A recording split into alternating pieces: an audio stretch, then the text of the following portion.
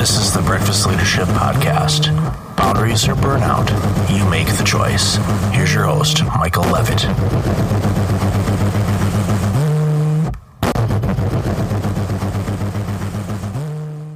Welcome to another episode of the Breakfast Leadership Podcast. Today, I've been looking forward to this episode for a while. I've got John Hittler on the line with us. He's the author of The Motivation Trap. He's a transformational business coach. And today we're going to talk about motivation. And I know for many of the listeners on the show, entrepreneurs, solopreneurs, leaders, motivation can be a big challenge, both internally and externally. So, John, welcome to the show.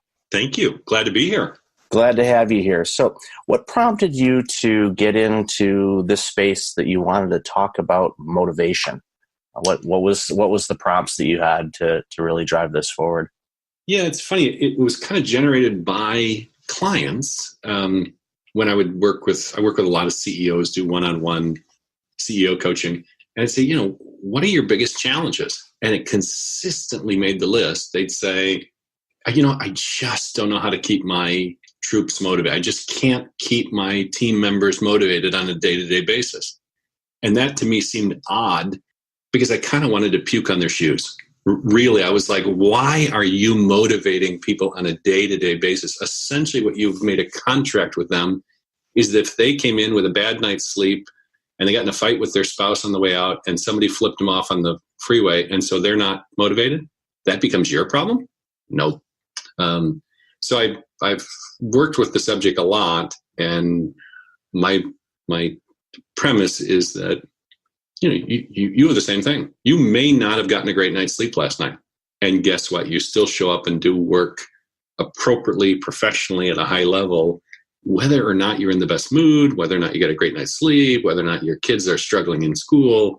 You do that in spite of being, if you will, highly motivated or not so well motivated. Yeah, and we see it all the time where, people are coming into work and, their washer or dryer is broken down. They need to figure out a time to get it done. Or like you mentioned, there's issues going on at home. You name it. There's all these things that people bring in. We like to call it, baggage, that they're bringing in. So they're dealing with that. And as a manager or an employer, we may or may not know about those things. And what will happen is we'll try to motivate, but we're trying to motivate in a way that isn't going to match up with the type of quote unquote cheering up that employee may need. But again, as an employer, what's your role? Who are you? What are you supposed to be, the cheerleader for the organization, or are you supposed to create the right environment for people to be able to do their job at the best of their ability? And that's where it is. That doesn't mean you can't be a human, and if someone's not right or they're not feeling well, you can ask them how they're doing and just be noticing things like that. But as far as a leader is concerned, going through every day and trying to be the cheerleader and rah and get everybody motivated, all that's going to do is going to make that leader have some extremely high stressful situations, potentially burn out, and then all of a sudden that organization has lost their leader because they were spending all their time and energy and focus trying to rally the troops and cheer them up instead of coaching them and leading them. It's the word I use is it's exhausting. To be the team leader or the CEO or the HR manager or the even the member of the team and hold that role. If you allow it, you've made a contract with the other person that every day that you walk in and you're not feeling it, I will step in and help. And you go, it's a full-time job. It's a 911 based job. Every time you need it, you dial 911 and I rush in. It's a bad contract, mostly because it's exhausting. It's a full-time exhausting role. And you really have a choice. You could do that. You could take on that role. Or you alluded to it. You could build an atmosphere and a culture where great work or mastery or high professionalism, however you want to say it, positive attitude can take place because you've built that as a permanent structure or a permanent cultural structure. And then you don't worry about the 2 days a week that I come in and my 6-month-old didn't sleep through the night, so I'm working on half a tank of gas. I'm not highly motivated that day, but you know what? I walk in, I'm with professionals, we're going to do great work regardless. You really have a choice. And I, of course, I'm firmly in the camp that you choose building a great culture as opposed to motivating, which can be either positive, incentive-based, or negative, which is, well, we take away things. You see this more with kids. Can't play video games unless you do your homework. Doesn't make the idea. Now you've connected homework to punishment. Not a very good thing for your brain. No, and that always triggered me as a child too. And my parents, thankfully, were ones to say, okay, instead of a punishment thing, they framed it this way. The sooner that we can get the homework done, the more time that you will have to play outside and video games or whatnot. Now, when I was a kid, it was Atari 2600 and television were basically the game machines. Yes, kids, that's how old I am. And I would play those, but I didn't really have an issue being motivated to get my schoolwork done because I wanted to get it done. Because I looked at it as, okay, this is something that I'm responsible for and I need to get it done, and I did it. Now, most kids, I should say most kids, that's a blanket statement, but many kids, aren't necessarily thinking that way. So it's interesting that you use that analogy, but it makes a ton of sense. We always use the analogy in some of the clinics that I've been with. You can motivate with a carrot or a stick. And, the stick analogy doesn't create the right type of culture environment. You want it to be one where people can come into work and feel like they're making a contribution and will be at least satisfied with their role. Long term, they may not want to be there in that role. They may have other dreams or aspirations in what they want to do. But at the end of the day, you want them at least to have a culture where they can be, and there's understanding of different things, but everyone comes prepared and they're going to give their best professional effort, whether or not they're not feeling well or something's going on. They're going to at least attempt to do it. And there's going to be days that are going to be stronger than others, but at least when you're a professional and you come into work, do the work and do it to the best of your ability with what you have, and everything will take care of itself. Yep. Totally agree. I was going to say, what's some other challenges that you've discovered when you're working with executives when they have to make this mind shift of trying to motivate their team to creating an environment where, the motivation is something that comes within the staff or, with the people that they work with? It's a great question. If you look at most organizations, they have some version of core values or their operating principles. What we find with organizations that are struggling with motivation, generally speaking, their core values are not very well done. And by that, I mean, it doesn't mean that their objective or their intention was poorly done or they rushed through it. But many organizations make two fundamental mistakes. One is they have way too many core values. So then nobody remembers any of them because there's too many. But the bigger one, so we suggest if they can have one core value, and that's controversial. But if you have one core value, it has to solve every possible scenario. And that's why we recommend one. Oftentimes people end up with 3, and that's fine. But the second recommendation, and it solves the motivation problem, is to have the core values be spoken as commands or directives, like you'd see in the military. Now, the military is not known as a highly aspirationally motivating place. But if you're in boot camp, never will you have a drill sergeant or a basic training sergeant that says, would you please do 20 push-ups? No, it's drop and give me 20. It's a command because the military works on commands.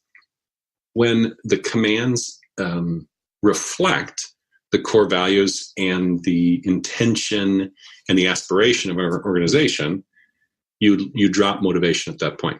I can give you an example. I've got a gaming company in the Bay Area. I'm in Silicon Valley. What they wanted was, it was their second go around.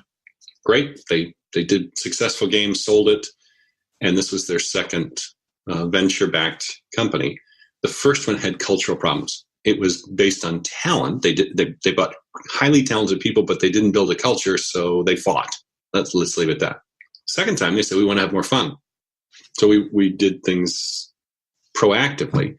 The one core value they came up with, which I thought was brilliant, they came up with it. I led them, but they came up with it, was do the best work of your life. And that was the only one they have. It's the only one. And if you think about it, if Michael Levitt comes in to interview and we say, well, tell us about the time when you did the best work of your life. And you go, well, I was at this shop that they didn't do very good work, but it's because they, it wasn't very fun. And so so a lot of times we kicked off early or whatnot. They know in the first minute you won't fit there because you've schlocked through. That's fine. What they have to find out, if they want to go further, maybe they give you a pass on that and say it was the culture that you were at. They say, well, what if you could design the workspace you'd play in? They'd say, well, I'd be with highly professional people that want to do this and invent things that have never been done and change the paradigm. And they go, this guy wants to do the best work of his life. Perfect. It solves, even at the front end, the hiring problem. Now you've been there 90 days. And let's say you and I are working on the same team and we're struggling. Like our team isn't doing very well. We're in this phase or that phase. And we're not doing very well. When it's time for a one-on-one or a debrief with our manager, there's only one question they have to ask. So you're struggling with this and you're having problems here, and here's the challenges. If our manager suspects that we're mailing it in, they only have to ask one question. You guys doing the best work of your life? If we can't appropriately answer yes, then it's on us to make a new promise. Now, we'll take the converse. Let's say we are doing the best work of our life, and these are super challenging problems we're solving.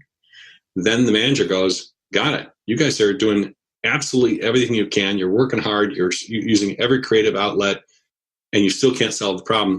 Let's see if we can get you some help. Either way, the culture takes care of anything even remotely looking like motivation, because this is not a motivational problem. You build the culture so that it's bulletproof. And in this case, these guys are just crushing it on their second one, because everybody that works there is loving what they're doing, and they're inventing a paradigm in the gaming industry that's never been tried before. So it's super challenging. Everybody that walks in the door and gets hired there knows it's going to be super challenging, and they're up for the challenge. And if I walk in and you interview me and I'd like to mail it in, I just won't fit. They'd never hire me. I say, he's the guy that should go work at a more traditional place. They will only take people that say, really? We're going to do a super challenging thing that's never been done before? And I'll have to improve my skills every single day? Yep, you're going to have to do the best work of your life. It's both a command and it's a promise. And that's the easiest way to get out of, as I call it, the motivation trap, is build the foundational cultural platform in such a way that you don't have to try to motivate people. Because nowhere in there does it say, I'm going to walk in every day in a great mood. It just requires me to do the best work of my life. Maybe I'm in a bad mood. Maybe I'm tired. Maybe my washing machine broke and I don't have the $500 to replace it. Or the workman says I have to be home between 1 o'clock and 5 p.m. for them to show up to deliver it. All of that stuff happens because life happens, and it doesn't matter. I'm still required because I promised. I signed up for do the best work of my life. And, oh, by the way, I want to do the best work of my life. That's the easiest way to solve or avoid having to go down this rat hole of carrot and stick, especially from upper management, carrot and stick motivation. That is such an epic example of organizations that will rise above other organizations that are similar to them. And I love the analogy where they are very, very firm on, in order to work for this organization, you have to promise that you're going to do the best work of your life. It reminds me, and I had a guest on, and it's slipping my mind right now who it was, but basically we're talking, it might have been Dory Clark, and she was talking about, a client where, they would interview, C-level organization people, so your VPs and whatnot. And during the interview process, they'd go through the normal interviews, but on the last interview, the team, or the candidate, was required to wear, a suit, top, suit and tie, but they had to wear cargo shorts and flip-flops for the last interview. And it flushed out a lot of people because they're like, well, why would I do that? Because that organization had a culture of, we want you to be flexible. We want you to have fun. We want you to just be silly to certain extents. Yes, you're vice president. So there's certain rules and regulations when it comes to a role like that. But that was one of their stipulations, because they wanted people that would come into the culture that would fit. And, in my role and the roles that I've had, when I've had the opportunity to reshape the culture that I inherited, it's a big deal. It's, there's a way that I want things to be done for the organization to benefit our clients or patients or, whatever you want to name them. And if, the people that aren't in alignment with that culture will either self-select or, in a few occasions, I've had to use a Jack Welch term and dehire them because they weren't the right fit anymore. It doesn't mean they weren't a great employee. They just weren't the right fit for this organization anymore. And many of them have moved on and gone on to bigger and better things and better opportunities. It's never easy to do it, but as an organization and as leaders, you have to make sure that you are protecting the interests of the organization and that do your best work of your life. Wow, I'm going to totally permanently borrow that. That's just a great way to go about just laying it on the line, saying this is our command. Here's our marching orders. And it's a promise on behalf of the company that when you come, we will be prepared. Like we'll have top-notch equipment and the right atmosphere and the right environment that allows you to do the best. We're not going to have you working under duress and then require you to do the best work. It's a promise from us. It's a promise from you. And it's a command for all of us. And, oh, by the way, we also acknowledge there will be times we fall flat on that. That's okay. That means we figure out what we need to shift. We retrain, we regroup, we repromise, and we get back on the horse, and we go from there. It's interesting your commentary about you had to wear the suit with the flip flops and cargo shorts. It's one of the hardest things to do to change a culture. In this case, it sounds like you were bringing in something called playful or humor or lighthearted.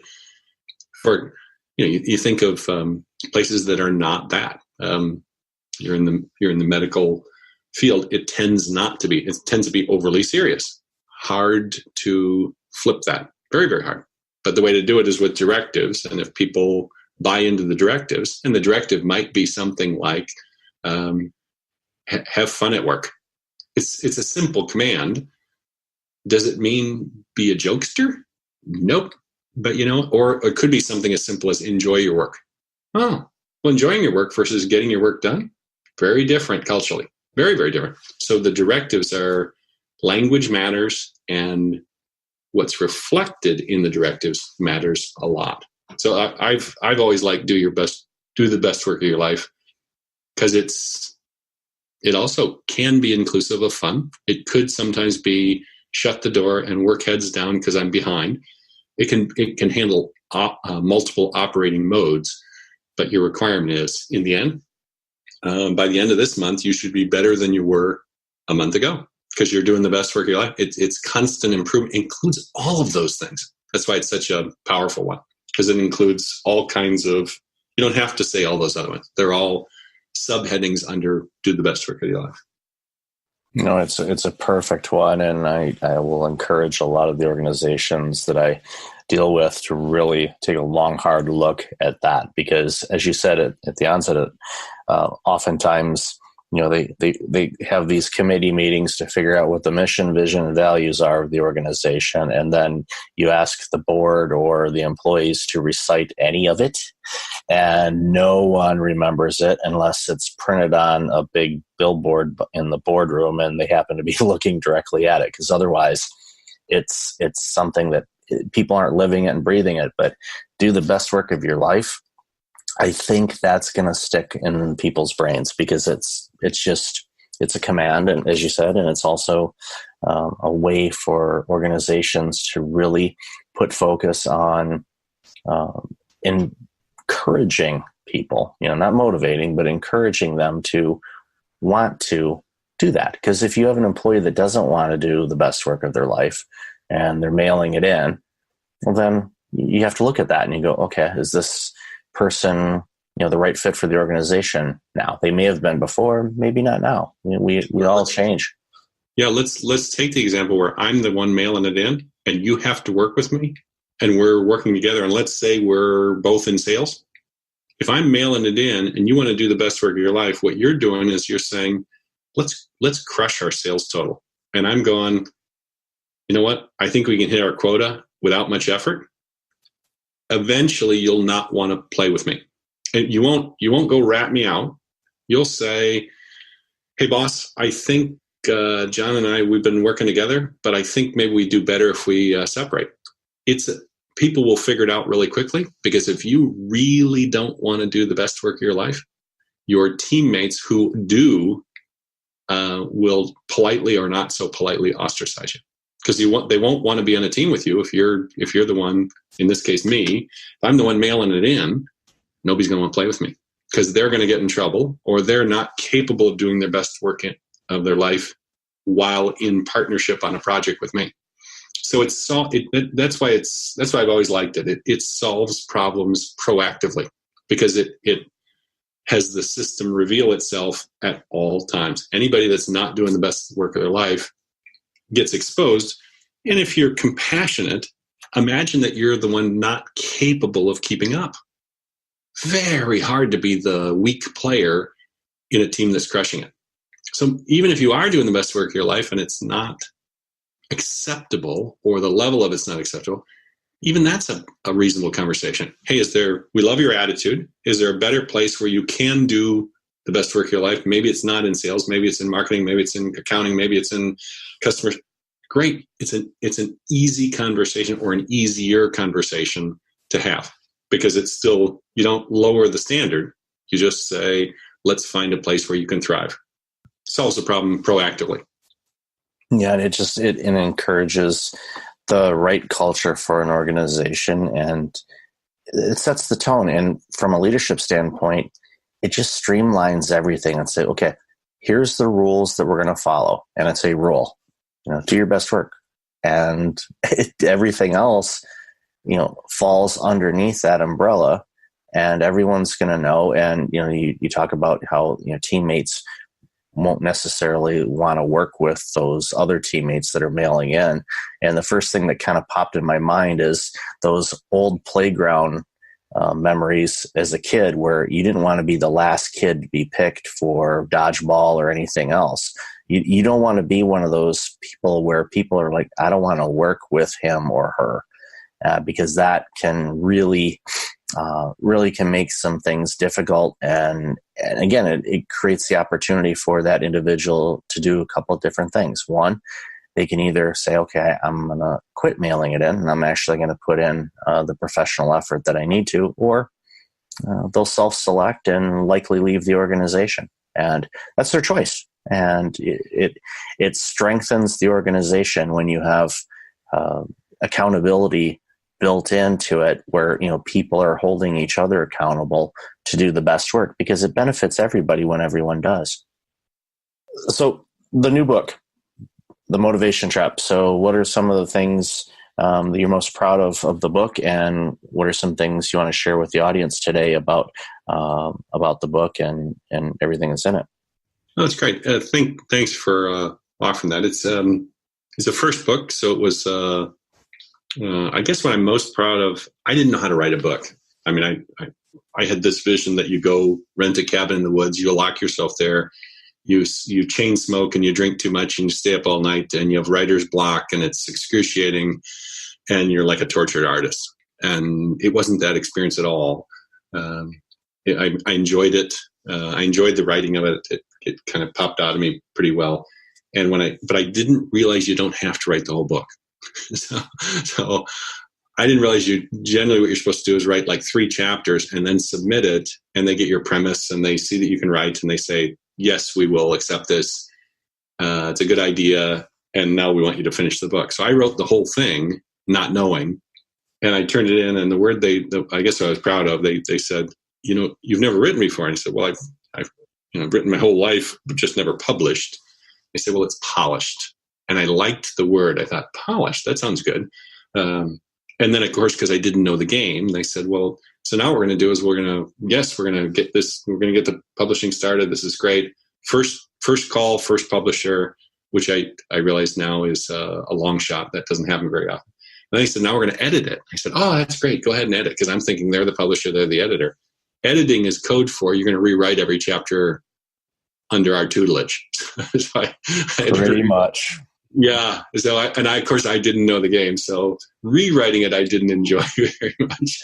I didn't have to rewrite everything, but they'd say, we want a story that's happier, or we want one that's personal, not business, or we want you to redo this part because you understand what they mean, but we want you to simplify it.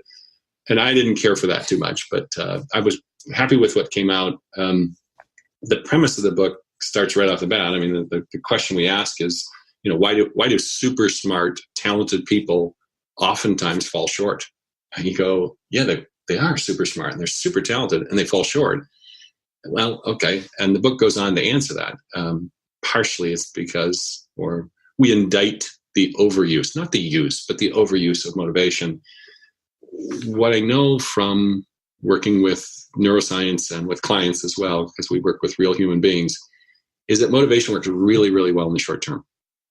So if you have, if it's the end of the quarter and you've got to hit a number, let's say you're selling, it's great. You're selling cars and you got to get to a certain number because you're at the end of the quarter. Great. It's really good for that. It's really good for a short-term push.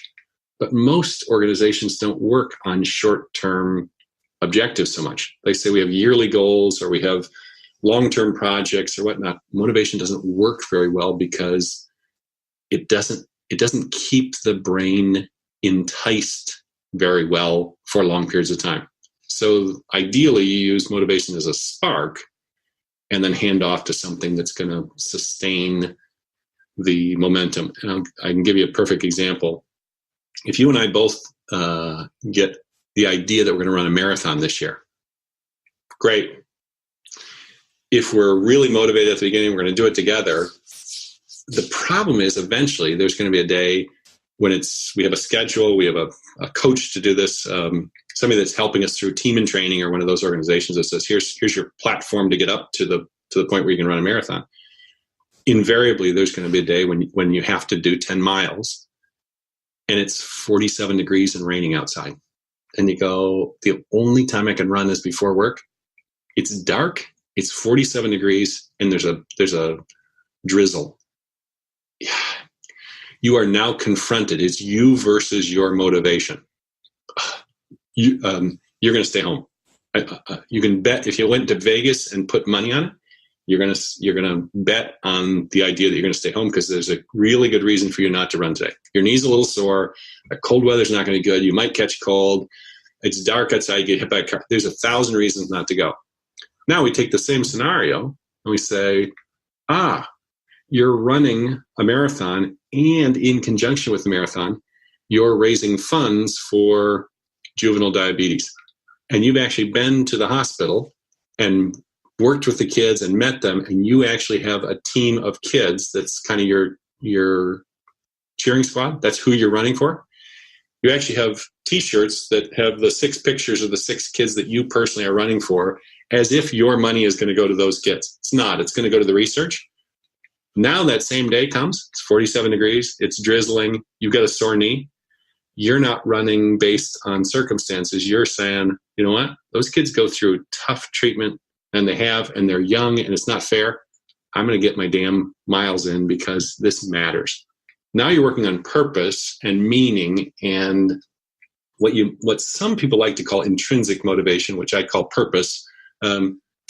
You'll run through brick walls because you're intimately connected and viscerally connected to a cause, and you signed up for the cause, as opposed to saying, gosh, I'd like to run a marathon because it's a bucket list thing and it'll be fun and I can't think of a worse thing to do than run 26 miles. The body, for me, at least my body's not built that way. I get sore after running about 5 miles. But some people say it was really great to do. I believe them when they say that. Now, if I were running for kids, maybe my own kids especially, I'd grind out 26 miles. Even if I didn't train well, I would grind out 26 miles. But you'll do it better when you're connected to things that neurologically drive you versus circumstantially drive you. And motivation is good circumstantially, and it's good for short term. You don't train for a marathon short term. You have to train over a period of many months. You better darn well be prepared with something more than quote unquote high motivation. If you're gonna go from couch potato to running 26 miles 6 months from now, you're gonna have you're gonna get blisters, you're gonna get a sore knee, you're gonna get tendinitis, you're gonna have bad weather days, there's 100 things that are gonna confront you. If you're going on motivation, you're gonna lose. You're gonna lose that game.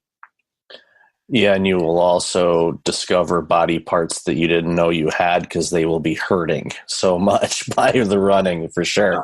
But by apps, and whether that's weightlifting or running or anything, you're exactly right. Yeah. Yeah. So it's that's a great way to summarize the book and the trap of it is when you have a cause or a reason to make a change or to take on a really challenging event or task, it's a game changer. It's you actually, there's a reason for it. And when you can connect to that reason, and I love the analogy that you gave, that is going to get you up and out running when it's 47 and rainy and cold and windy. And, it just not the ideal situation, but that in order for you to run that marathon, you have to train, and taking a day off is going to jeopardize potentially your ability to finish the race. And, we've talked about it throughout the chat today. Is like, there are days that we all know that we're not 100%, but show up filled up and do the best that you can, and understand the motivation, or maybe that's not the right word, but the drive to do the best work of your life, run the best race of your life, whatever challenge or event you're going after. Show up full and ready to give everything you have, because when you do that, the returns on that are absolutely amazing. Yeah, it's interesting because purpose is a fairly high aspirational place to produce. But the book goes through in order of what I'll call low aspiration, but better than motivation. It goes through tools more useful. Take the same thing. If you just said, I'm going to be in the habit of doing it, like we have habits that we brush our teeth. We have ways that we lock. I bet you lock the door when you leave the house the exact same way every time with your predominant hand, and you do it this way, and we don't even know we're doing it. Well, you could also do fitness with just being habitual. I had shoulder surgery 9 months ago, and I'm still re-strengthening it, and I'm a competitive athlete. My doctor finally cleared me to do push-ups. And I realized I could only do one push-up after taking basically a year off. I injured it. I couldn't use it. And then I had surgery, and he said, you got to take 9 months with no weight bearing. So I started at one push-up. And he said, here's what I want you to do. I want you every day to do the maximum amount of push-ups you can do until failure. And I started at 1. I'm now on day 6, and I'm up to 4. My only habit I'm doing in the last 5 days, and it doesn't matter whether I'm in a good mood, I don't have any purpose with it. It's just I put it on my daily calendar, max push-ups. You know how long it takes to do 4 push-ups? About 15 seconds. But it's a habit, and I will get back up to my old strength by being habitual. Am I purpose-driven? No. I want my shoulder to be strong again, but this is just ritualistic. I'm putting my brain to work, which is to take it out of the realm of, do I feel like it? Is my shoulder sore? Am I happy to? No. Get rid of all that. Habits are very low aspirationally but very powerful thing. You say, you know what, despite what we tend to hear, oh, it takes 21 days or it takes 30 days to get out. It actually takes about 67. They've now redone all that based on, because we know more about the brain. 67 days is a long time. But, you get in a week, 2, I'm on day 5, and I'm up to 4 push-ups. At this pace, I think in about 45 days, I'll be back up kind of to where I was. Well, I had atrophied a lot. Okay. I didn't want to do them yesterday because my shoulder was a little sore. I only had to do 3 or 4. Wasn't that hard, but you have to do it. Well, habits are, if your team shows up and says, what if we have this habit? That can be connected to producing great results. And it doesn't ever ask, Michael, are you in a good mood when you do this habit? It's just, hey, here's one of the habits our team employs. Let's say that your team employees have your desk clear before you leave. If that's the kind of organization you want to work in, where people are organized and they finish what they were working on at the end of the day and put things away, great. That's an aspirationally positive habit, but it has nothing to do. It's not super powerful. It's just recurrent and makes for a better workplace. Habits are a super way to do it. Just lower tech, if you will, and lower aspirations. But the book's got 10 or 12 different tools you can use, and some are very high purpose, and some are just utilitarian. They work really well. They're much more functional and more predictable, if you will, than is motivation. No, it's awesome stuff. And this conversation's actually been, like you said, a highlight of my week because it's something that's important to me because I want people to show up in their life, really full of life and, having that desire to be their best. Because when they do that, the return on investment is above and beyond anything we could ever desire. So where can people find out more about you, John, and get some more information on the book and anything else? Sure. I get that people say, oh, do you have a card? My last name is Hitler, like the infamous. It's got 2 T's, but it's pronounced the same. So if you Google me, I'm the easiest human being on the planet to Google because most people, as you can imagine, have moved away from that name if they had it.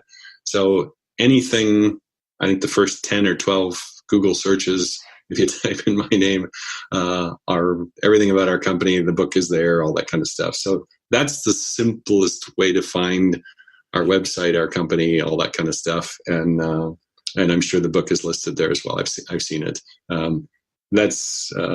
It's one of the unintended gifts of having a dirt sandwich for a last name. Is that you do enjoy that benefit. It's an unintended benefit, and I'll take it.